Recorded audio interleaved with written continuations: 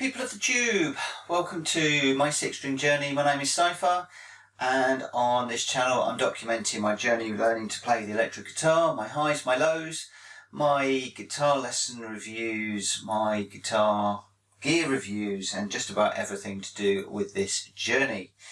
Now, I've been a little bit remiss. This is nearly 4 weeks since I did my last video. An awful lot has happened. Namely, life taking over again. I spent the last 6 weeks helping my daughter and her partner to do some landscaping in their garden, which has taken pretty much all of my weekends when I normally produce these videos. So that has been a big drain on my time. When I have had time, I've wanted to practice. And over the last week, well, you'll notice that I'm wearing my guitar strap. I am sitting down. This is the first time I've sat down to practice, and I'm doing that on the camera so I'm not moving around. But it's the first time I've sat down to practice in a few days because I was cleaning the floor, leaning down, and I had a really bad pain, went across my back, and I put my back out for a few days. So you would think that that would be a bad thing. It's actually been quite a good thing because for the longest time I've known that I really need to practice standing up. And Michael has often said to me, you know, why don't you try practicing standing up? And it's forced me to stand up and to keep my back straight. And whilst that is good for the posture, it also means that you can't see the neck quite so easily. So it does force you to try and play without looking at the neck and to feel things a little bit more. And you probably heard there that I was playing the Until We Say Goodbye a little bit more slowly than I'm used to, and some of that is because I am trying to feel the notes a little bit more and to get better finger placement on the strings. So it's all good. It's even strange when you get something a little bit nasty like a back problem. There can always be a silver lining. I also did some gardening over the weekend, so my arms are completely covered in scratches from the thorns, so don't worry about that. So there's been 2 lessons since my last video. The lesson before the last one was really interesting. We went through the scales, we went through Until We Say Goodbye, and that was brilliant. And when we started on the journey of improvisation. And the journey of improvisation started with me trying to do a bar chord, my very first bar chord. And as you can hear there, again I've got some dead notes. So what we need to do is to move my first finger over and bring my fingers in. And again I've got a few dead notes in there. Now, Michael and I played around with this for about half an hour in this lesson. It was insane. And it really didn't matter where I put my finger on the string for barring it. The strings were always landing in the creases of my fingers, and it became really difficult. And I'd have my finger at an angle so that it took the pressure off my wrist. We then decided to have it more straight, so I was tucking my elbow right into my body. And then we even at one point, we went for my middle finger, which is great. And we also went for my ring finger, which is great. But I just cannot get it with my first finger. And it didn't matter where my thumb was on the neck. It didn't matter if I rotated my finger around to use more of the side of my finger. Then I can get it, but only when I am supporting that finger with my middle finger, and then I can bring the other 2 fingers in, my ring finger and my pinky. I can then get a relatively clean chord with quite a fair bit of pressure. But I can't get it when I try and play chord normally. And I think this comes back to when I was playing rugby. I did actually have a scrum collapse and it came down on my hand. And I am going to try and continue to work on that to get my finger in the right place. But for the moment, I just simply can't get my first finger in the right position to play that bar chord. Everybody has trouble with bar chords. If you go onto the internet, just about everybody has trouble with bar chords. So I'm not fretting about it. It is what it is.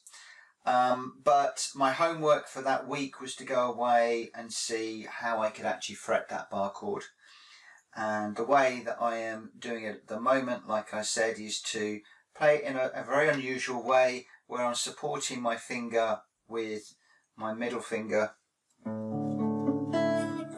And then not always, but sometimes I can get the chord. So it might be that the stiffness and the little chubby fingers that I have, I'm going to need to work on different ways of forming these chords, and I'm fine with that. It might well make moving from one chord to the next more difficult, but it's all about training my fingers. So I do want to try and get to the point where I'm fretting that chord correctly, but like I said, I'm not going to worry about it too much. Especially as most of my love for the guitar is going to be in the individual notes, like the Joe Satriani tune. So that was the week before, well, my lesson before the last one. And then in the most recent lesson, and with my back hurting, I haven't done too much of this yet, we did move to individual notes.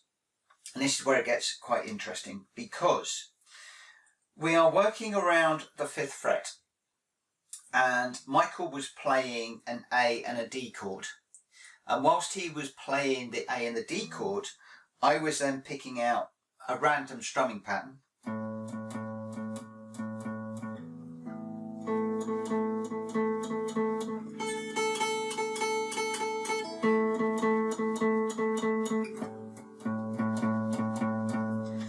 So he would play the A chord for 1 or 2 bars, and then I would just play the A string with that strumming pattern just for that particular duration.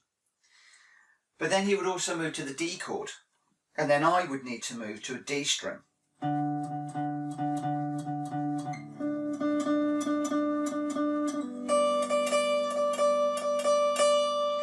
And assuming I've got those correct, that was where I was moving around. And what Michael is trying to do in this is to teach me and get me used to finding those notes within the boxes very quickly, so that when we are improvising, we can quickly either start on the root note, but certainly come home to a root note. So if we're playing an A minor backing track, or I'm playing along with an A minor backing track, then what I want to do is to finish up on one of the A's. And there happen to be 3 in that pentatonic box that I'm working on. So we've got the 6th string in the 5th fret, we've got the 4th string in the 7th fret, and then the 1st string of the 5th fret. And then the nice thing for the D is we just come down 1 string. So the first D that we're looking for is the 5th fret on the 5th string. And then we're looking for the 3rd string on the 7th fret. And I learnt that very quickly because these are obviously in the pentatonic scale box that I'm working on. But once you know your first root note, then you can come down the neck 2 frets and then across 2 strings.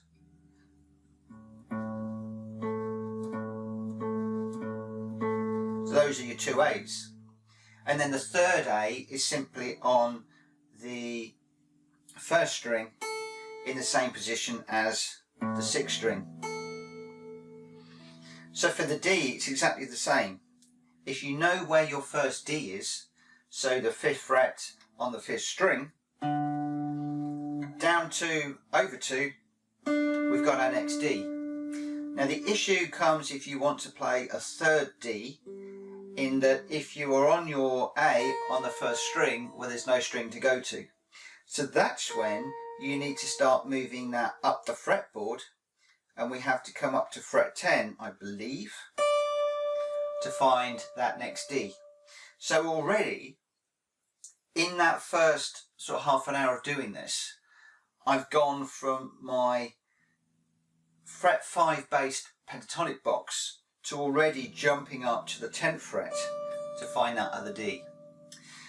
So what Michael did is he found me a couple of backing tracks on YouTube or Spotify, whatever, and I haven't done it yet, but what I will be doing is playing those backing tracks and then just picking a random strumming pattern, preferably for one for the A and one for the D, and then I will start off with full bars playing along to that backing track, moving between those notes. And the idea is, before my next lesson, which isn't very long, I want to be able to be moving between those notes, the correct note for the note in the backing track, or for the chord in the backing track I should say, but I want to be moving around those chords at the change of every bar, and then potentially in between the bars. So, you know, with the A I might want to go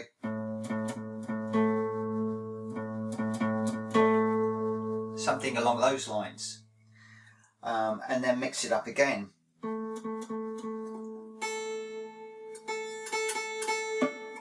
Oops.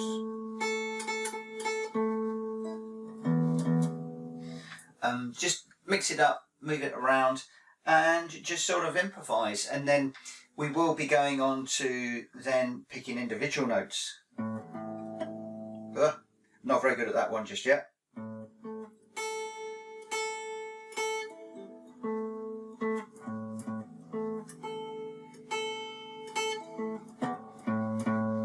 So yeah, that needs a lot more practice. That isn't something that I've done yet, but that will be the idea. So backing track of A and D, and then just moving around those notes. The idea is to get used to where the notes are on the fretboard, all of the A's, all of the D's, where their positions are, and then making sure that as I'm getting towards the end of the backing track or the bar that I want to finish on, that I'm coming home to one of the root notes. So my current practice session I will do a recording of. I've promised you that for a long time. But my current practice session is to run through the pentatonic scales. I'm doing all 5 positions of the E minor, plus the A minor, sorry, the E minor further up the string. Then we come back down to the A minor, and I'm doing the standard, and I'm also doing the blues version. I'm then looking at some of the chords, and the chords I'm still working on, with my fingers coming off and then onto the strings. Ugh.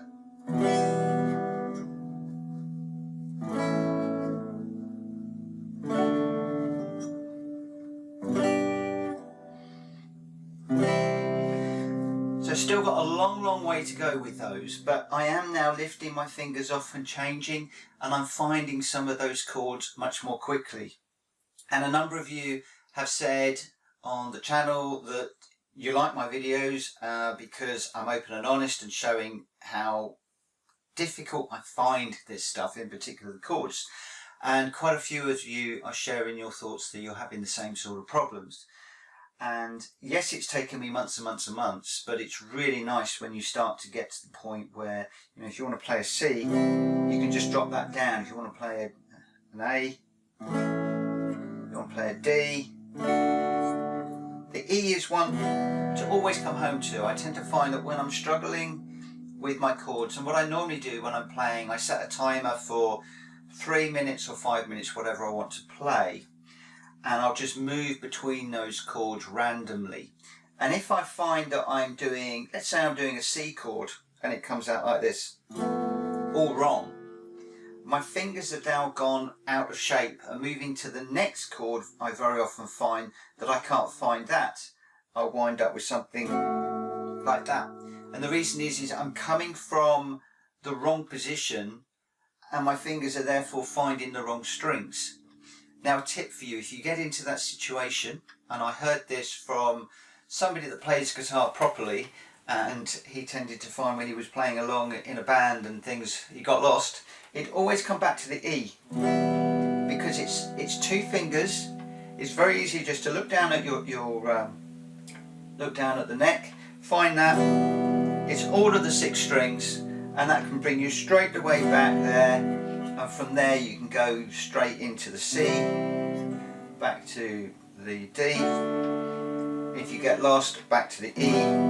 So I'm finding that the E is always a really nice chord to come home to when I'm practicing, and to get my fingers reset without having to think, oh crikey, let's stop and start again. So if you are struggling with your chords, my first advice would be to simply persevere. The muscle memory will kick in. You all know how much trouble I've had, and I'm starting to get there, and actually starting to, in some respects, enjoy them a little bit. You know, even when I'm coming down to this horrible bar chord that I'm really struggling with, you know, I'm still trying it. I can't do the fingering. It's terrible. But I still spend a minute or two each practice session just trying that bar chord, because I know that at some point when my fingers have got used to playing that chord and getting into those shapes, however I'm going to play it, that I will get there. It could take me several months, but I will get there. So the other thing I would say for those of you that are having trouble with your chords, as well as you will get there with practice, is to try and feel them without looking. Maybe practice in a dark room. Initially start off with an anchor finger, which we've spoken about before. I found that to be very easy to get me used to some of the chords. And also think about your fingering, because you know you can use your first and your middle finger for the E, which then means that when you go to the C, you've only got to lay down 2 fingers. But then you might want to do a different fingering, so maybe your middle and your ring finger for the E. If you then want to do, you're going to a different chord, so think about the chord that you're going to next. And then just remember that E chord as a great place to come home to reset if you wish to. So I'm doing the chords, and then I always finish up my practice sessions with something that I enjoy. And that might be one of the old riffs, it might be one of the old tunes, and for the moment it's always my favourite that I'm working on right now.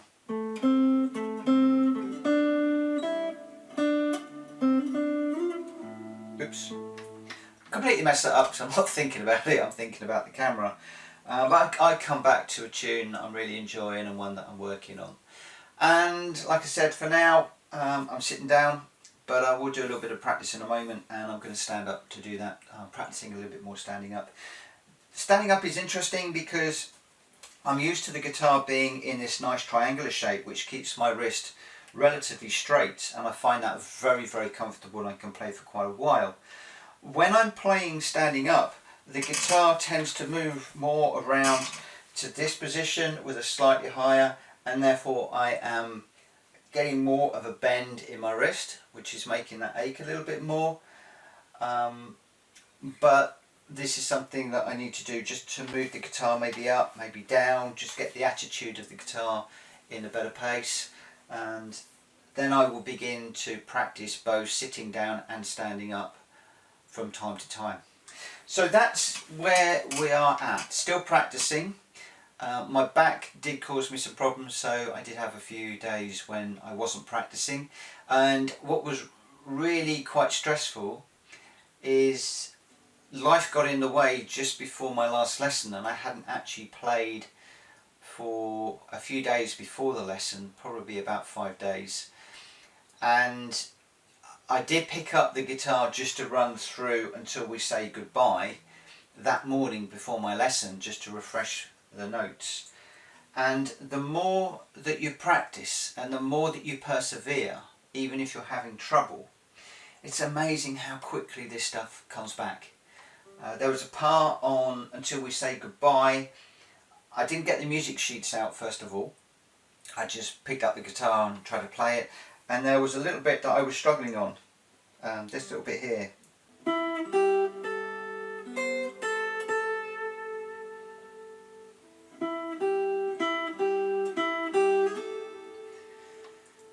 I couldn't remember that bit for love nor money. I grabbed the sheets at my songbook, ran through it very quickly, just once, done.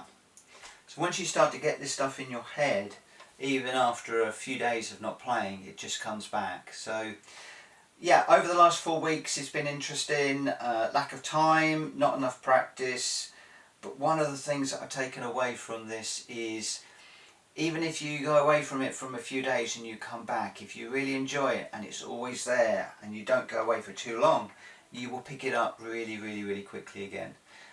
And I'm taking a lot of confidence from Buck, one of my online friends. He is an amazing fingerstyle guitarist, totally envious, totally jealous, and he is just rocking out songs left, right and centre right now. He's playing all the time. I think he practices a lot more than I do, and he gets the benefits from that. But now that he's got the fundamentals, he's got the feel, he's got the finger placement, when he is picking the strings, he's not even using a reference point on the guitar body anymore. He's moving around the strings. It's all become much more fluid, and he's learning songs every few days. And I've taken heart from that, because when I did Until We Say Goodbye, I'm now just over 100 notes that I'm playing from memory. I'm just under 1.5 sheets of this really complicated song, and when I look back, it took me 2 evenings to play the first page, which was probably about 70-ish notes. And I look back and I thought, wow, you know, I've done that in 2 evenings, whereas a few months ago that would have taken me 2 weeks or more. And that's another driver, is when you can start to put this stuff together and you can start to play the things that you want to play more quickly, the whole learning process just really escalates and speeds up.